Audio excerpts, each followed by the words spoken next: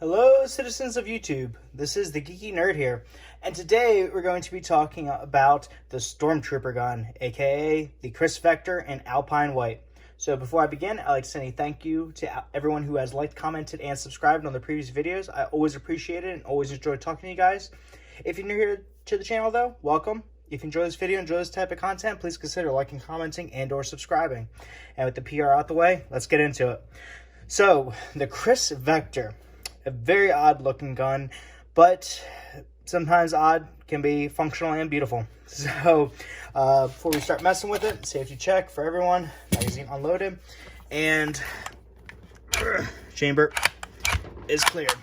So yes, the chamber is cleared, trust me. Anyway, this gun looks hella weird, doesn't it, guys?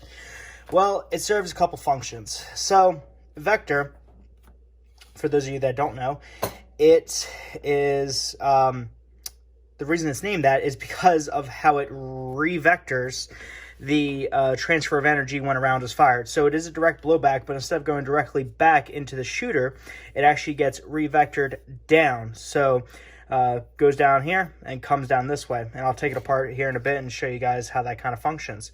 But definitely an odd looking gun, but definitely serves its purpose. Now, this gun was made with the intention of shooting 45 ACP and shooting it in full auto. And with that revectoring of the forces that are exerted by the round, it's supposed to keep it more stable, more flat shooting. Now, of course, with a semi-auto, you're losing that a bit, but you still have the coolness of the gun. And this is a 9mm. Yes, start your booming right now and say, I got a neutered gun. It's fine.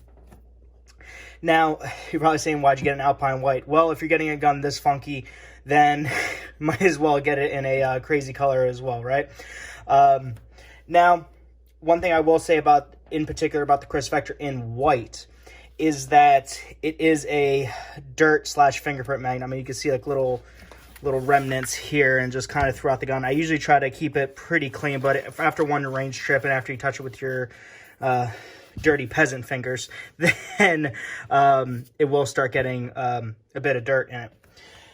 Now, some of the functions of it are that it does have a folding charger handle, and you can actually see here that when it's coming back, it's actually initiating that first pullback. This does have a very stiff spring to it, and as you saw, in order to cock it, it is a pain in the rear. Now, what a lot of people say that you should do, and kind of what Kriss Vector recommends, is that instead of holding it all the way out here, you should get as close as you can to the pivot point and then push back.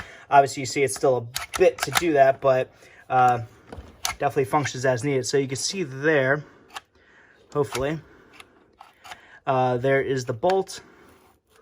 And let me get a flashlight here to kind of show you something.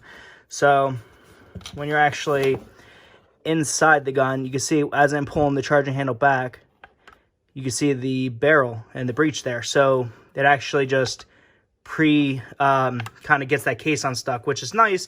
So you're not fighting a case that's just in there and just trying to go straight back. So you have that pivot point before you actually have to start fighting the spring. Now, the slide lock, slide release is here. It is pretty intuitive whenever using the gun. So as you're pushing back here, take your thumb, push that down. There you go. And then when you slide a magazine into the gun, when you get your hand in its natural firing position, send it home. So kind of similar a little bit to an AR, but also different at the same time. Now, here is the magazine release. When this does take Glock 17 round, Glock 17 also happen to be 17 round magazines. You can't put extensions in here, and Kriss does sell white extensions to go with this. Yeah, shoots out nice and easy. Now, one thing I've heard a lot of people complain about is that whenever they are in the standard grip, now they do recommend that you do hold here. They do sell a foregrip up here as well, and an angled foregrip as well. But they say that when you're shooting, you can have a tendency to eject the mag. Now, I've never had that be an issue, but you can see there is two little screws. So if you want to, you can actually remove this extended piece and get down to even a smaller nub. So again, I've never had that issue, but it does come flying right out, and it is a kind of light button, so you could conceivably replace that spring, I would believe. The safety selector switch is back here. Of course, red is dead. There's fire. Now, one interesting thing as well is that the hammer, instead of swinging up and hitting the firing pin like a normal gun, this actually swings down. The safety is, it's kind of awkward to actuate just a bit, especially going to safe. I mean, you do have to kind of sweep up, but then going to fire, again, it just feels a little bit weird. It feels like it's just out of my reach, but still functions fine. So trigger is metal. When you go to fire, just push down. Pretty solid, pretty light trigger for the most part. Reset right there. Very audible, very tactile. A little bit of smush. And then brake. Now, there really doesn't feel to be a conceivable wall. It's more of a just, you hit the brake, you're there, it's ready to fire again. So that's, obviously it's not going to win too many crazy awards for being a trigger. Now, this is the pistol variation. It does have a sling swivel stud on the back. I like to rock it just as kind of a single point bungee. Do that kind of press pull method. I just think it works, and for this type of gun, it just seems like it fits just kind of right. Also, this gun is a fantastic truck gun. So just kind of with the shape of everything, especially if you get the folding stock and make it an SBR, the size of it and kind of how there's not a lot hanging off of it to snag. It's very kind of blocky and bricky, which is a good thing. So it's very easy to stow in a car and pull out. Now, it does have a little latch here where you can store, batteries, goodies, all that fun stuff, which is nice. I like the saber kind of grip. Looking on the other side here, you can see this little notch right here is actually for, it's a leftover from the Gen 1. This is a Gen 2. On the Gen 1s, they actually it will actually lock onto here. But if you get any of the newer style vectors, then that's kind of null and void, but they haven't taken it out. You can tell if you have a second gen or a first gen by, if you have a first gen, you actually have two screw holes or a pivot point right here. If you have a first gen, if you have a second gen, you will have these two screws down here to remove this cap. There's also two screws up front here that are utilized for if you want to put a Picatinny rail screw in. Kriss does sell those. I think they're like $20, so definitely not too crazy in price. You have a full-length pick rail top, and it does come with flip-up sights. Flip-up sights are pretty good. They do not have any type of locking mechanism, but they do have a very secure snap-in place. It does have a threaded barrel. The thread protector on this I love. It is built like a brick outhouse.